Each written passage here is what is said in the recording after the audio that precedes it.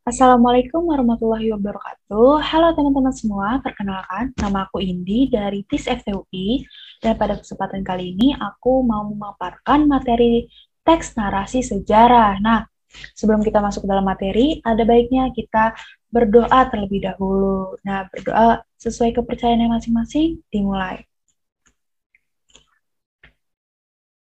Berdoa selesai.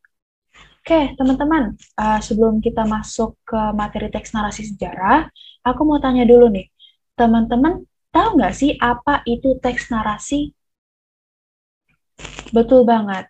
Jadi, teks narasi adalah sebuah teks yang menceritakan suatu kejadian atau peristiwa secara beruntun dan mendetail dengan urutan waktu. Jadi, isi teks narasi ini harus menceritakan urutan waktu yang jelas, seperti dari pagi, siang, sore, malam. Seperti itu, teman-teman. Nah, dari penjelasan teks narasi ini, teman-teman bisa tebak nggak apa itu teks narasi sejarah? Benar banget. Teks narasi sejarah merupakan sebuah teks yang berisi tentang peristiwa sejarah yang terjadi di masa lampau dan disampaikan berdasarkan fakta dan disampaikan dalam bentuk narasi atau urutan cerita. Simpelnya, teks narasi sejarah ini merupakan teks narasi yang mana berisikan kisah atau peristiwa yang terjadi di masa lampau gitu teman-teman. Nah, teman-teman tahu nggak sih apa aja fungsi dari teks narasi sejarah? Jadi, teks narasi sejarah ini memiliki 4 fungsi. Yang pertama, fungsi rekreatif, yaitu memberikan rasa gembira dan senang kepada para pembaca. Jadi ini kita sebagai pembaca itu merasa terhibur gitu karena membaca teks narasi sejarah yang menarik. Lalu yang kedua adalah fungsi inspiratif, yaitu memberikan inspirasi, imajinasi, dan pemikiran kreatif untuk keberlangsungan hidup berbangsa dan bernegara untuk lebih baik lagi. Yang ketiga adalah fungsi instruktif, yaitu sebagai alat bantu dalam pembelajaran. Lalu yang terakhir, ada fungsi edukatif, yaitu dapat dijadikan petunjuk dan pelajaran kehidupan bagi manusia dalam berperilaku. Jadi teman-teman harus ingat ya, kalau fungsi dari teks narasi sejarah ini ada 4, rekreatif, inspiratif, instruktif, dan edukatif. Nah, teman-teman tahu nggak sih apa yang membedakan teks narasi sejarah ini dengan teks lainnya? Nah, hal ini tuh bisa dijawab dengan ciri-ciri teks narasi sejarah, yang mana terdapat 5 ciri teks narasi sejarah. Yaitu yang pertama, dijadikan secara berurutan dengan waktu kejadian peristiwa. Seperti yang aku bilang, teks narasi itu harus disajikan dengan urutan waktu yang jelas. Seperti misalkan berawal dari 1945, lalu selanjutnya 1946, dan seterusnya. Lalu yang kedua, bentuk teksnya ini adalah cerita ulang, karena memang teks narasi sejarah. Ya, jadi teks narasi ini berisikan peristiwa yang terjadi di masa lampau, gitu teman-teman. Lalu yang ketiga ada memiliki struktur teks orientasi, urutan peristiwa, dan reorientasi. Lalu yang keempat, sering menggunakan kata penghubung yang menjelaskan hubungan antar waktu, atau yang seringkali juga kita kenal dengan kata konjungsi temporal. Nah, konjungsi temporal ini contohnya itu penggunaan kata seperti sebelum, sesudah, setelah, hingga, kemudian, lalu, dan lain sebagainya. Lalu yang terakhir adalah isi teks narasi sejarah ini itu harus berupa fakta, teman-teman. Nah, tadi aku sempat menyinggung soal struktur teks narasi sejarah, jadi aku mau membahas lebih lanjut nih mengenai orientasi, urutan peristiwa, dan reorientasi. Nah, orientasi itu merupakan bagian pengenalan atau pembuka dari teks narasi sejarah. Jadi misalkan nih, teks narasi sejarahnya itu bertopik tentang Sumpah Pemuda.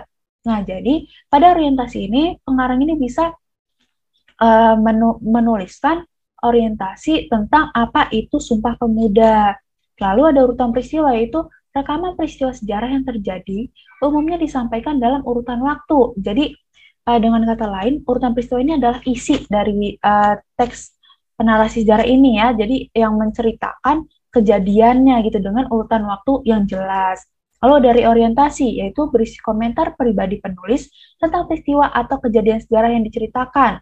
Nah, bagian reorientasi ini adalah opsional. Jadi boleh ada ataupun tidak ada. Nah, jadi sama seperti teks lainnya, teman-teman, teks narasi sejarah juga pasti memiliki informasi di dalamnya, baik itu informasi penting ataupun informasi pendukung ya, yang mendukung informasi-informasi penting tersebut. Nah, sebenarnya bagaimana sih cara mencari informasi pada teks narasi sejarah? Jadi teman-teman, ada 4 tahap untuk 4 tahap yang paling efektif ya untuk mencari informasi pada teks narasi sejarah, yaitu pertama, membaca teks dengan cermat. Jadi teman-teman kalau baca teks narasi sejarah, jangan buru-buru, pelan-pelan aja, cermati dan pahami. Lalu yang kedua, menggaris bawahi gagasan pokok setiap paragraf. Nah teman-teman bisa ingat-ingat lagi nih, apa itu gagasan pokok.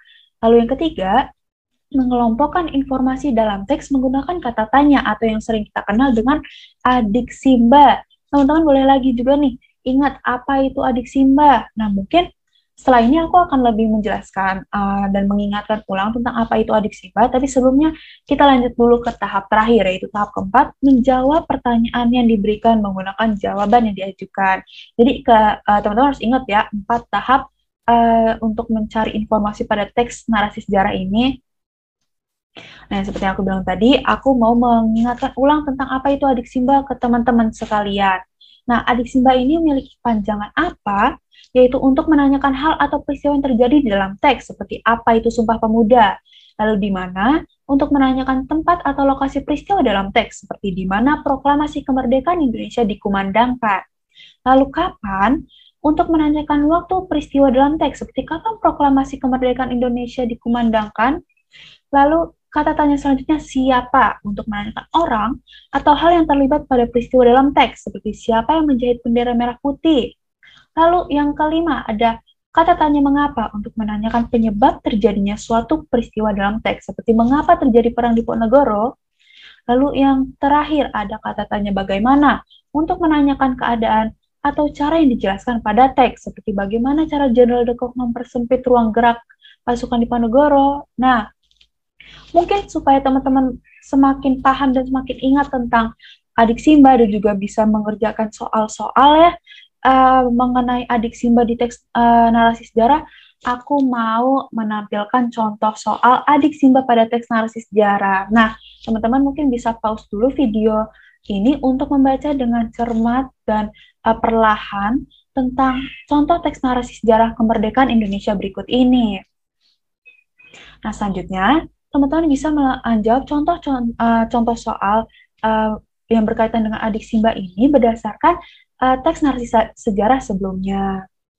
Nah, teman-teman bisa banget nih baca kembali teks narasi sejarah kemerdekaan Indonesia sebelumnya untuk mencari jawabannya. Nah, jadi teman-teman, setelah menandai kalimat-kalimat yang sekiranya berkaitan dengan adik Simba pada teks narasi sejarah kemerdekaan Indonesia ini, aku akhirnya bisa menemukan jawaban-jawaban dari contoh-contoh soal sebelumnya. Nah, berikut jawabannya. Jadi, teman-teman harus paham dan harus ingat nih, kunci untuk menjawab jawaban pertanyaan adik Simba ini, teman-teman itu harus membaca teks narasi sejarah dengan cermat dan perlahan. Jangan buru-buru ya, teman-teman. Oke teman-teman, mungkin kita sudah hampir berada di penghujung pemaparan materi. Nah, tapi supaya teman-teman makin paham, makin ingat nih dengan materi teks narasi sejarah, aku mau memberikan teman-teman 5 latihan soal. Yuk dikerjain. Nah, teman-teman bisa banget nih untuk menulis jawabannya di buku tulis ya teman-teman. Oke, berikut adalah soal nomor 1, soal nomor 2, soal nomor 3, dan untuk soal nomor 4 dan 5, teman-teman diharuskan untuk membaca teks narasi sejarah berjudul Perang di Ponegoro dengan cermat, karena jawaban dari pertanyaan 4 dan 5 berada di teks narasi sejarah berikut. Oke, berikut adalah pertanyaan nomor 4 dan 5. Baik teman-teman, mungkin sekian pemaparan materi yang bisa aku sampaikan. Mohon maaf bila ada salah kata. Nah, untuk teman-teman yang lagi ada di rumah, jangan lupa juga untuk jaga kebersihan, jaga kesehatan, dan sampai jumpa di lain waktu. Terima kasih, dadah!